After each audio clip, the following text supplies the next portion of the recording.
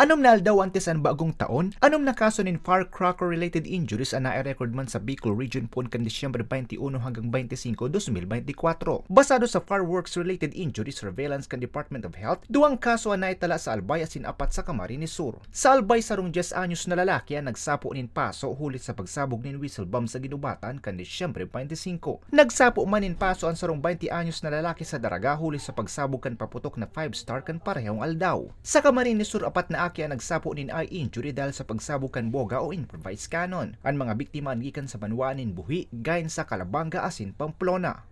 So as of the per province po na breakdown po natin, ang may pinakamarami po is Camarines Sur which has 4 cases po, and then followed by Albay which has 2 cases po. So yun po ang as per yung per province po natin na breakdown. Enterong nakaluwas na sa ospital ang mga biktima makalis na matawan ng medikal na asistensya. All yung cases po natin ay na-anim ay are outpatient cases lamang po, and then after the provision po ng treatment sa kanila ay na-i-discharge naman po sila.